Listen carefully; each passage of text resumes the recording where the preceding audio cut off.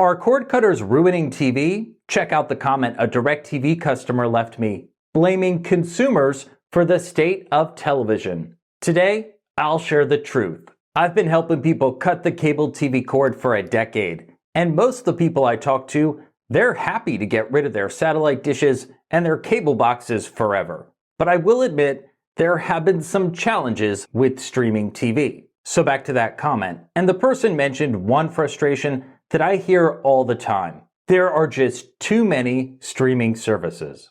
I agree with that to a degree, but I do not blame cord cutters. Instead, the shift to streaming, in my view, was inevitable. First because of technology, the rise of the internet, but also because of the Netflix impact. Let's dive into it. Netflix was founded back in 1997. I know you remember all those DVDs from the early days, but the company did not actually start streaming until 2007. 5 years later, the first Netflix original premiered.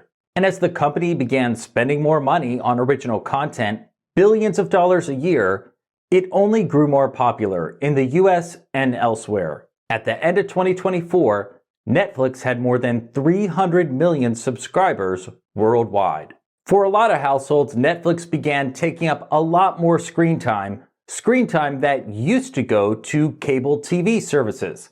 And with Netflix, you only needed an internet connection. No more cable boxes. Legacy media companies whose content is included with cable, satellite, and live TV streaming bundles, they had to respond. Check out this article from 2018. It's from CNBC's Alex Sherman. Back then, he wrote that the CEOs of legacy media companies knew that the pay TV bundle was dying, and they said Netflix was at least partly to blame. Those legacy media companies did respond to Netflix, and that was by launching their own streaming services. Disney+, Peacock, Paramount+, and Max, just to name a few. The companies have focused on growing their standalone apps while still trying to collect every last dollar from the declining base of pay TV bundle subscribers. About 5 years ago, as these services started to roll out, I began to notice two very different reactions. First was from people who either canceled cable or never had cable, and they were excited about the new options. But then, the pay TV subscribers, and some of them were really not all that excited.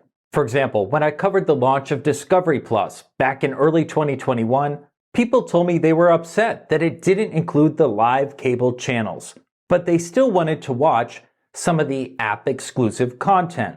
So these people, the bundle subscribers, felt like they were being forced to pay twice for Discovery content. As legacy media companies have focused more on their own apps, the cable networks have suffered. Think about it. Can you name the last 3 original series that you watched that actually premiered exclusively on cable? So back to the comment, and when this person said there is less content that's actually any good, well, maybe that's true if they're referring to DIRECTV's channels, but I actually think there's a ton of great content available from standalone streaming services. For years, people have been telling me they want to pick and choose their favorite channels. Instead, we're picking and choosing our favorite streaming apps. There are an awful lot of them, and it does appear that consolidation is going to be happening over the next 2 to 3 years. At the very least, we may see more bundling of on-demand apps. In the meantime, I like to use websites like justwatch.com to find which service I need for a show or movie that I want to watch. And I also just keep tabs on this using the Notes app in my phone. Streaming service fragmentation is real, but if you limit yourself to 3 or fewer services per month, it really doesn't have to be all that fragmented. I get it and understand why the commenter and other people with pay TV bundles are so frustrated, because outside of sports, they're paying more money for less content. But really, that's why I started on this beat 10 years ago to help people lower their TV bills. I believe the consumer wins with more choices and more flexibility.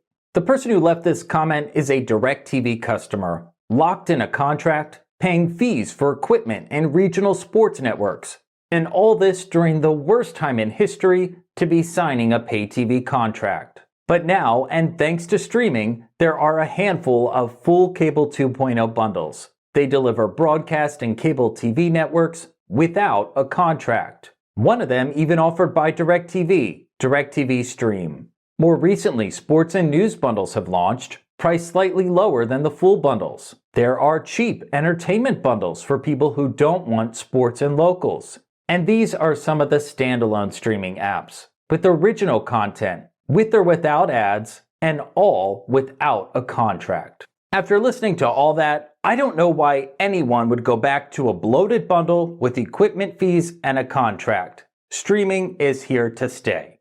My name is Michael, and I thank you for watching.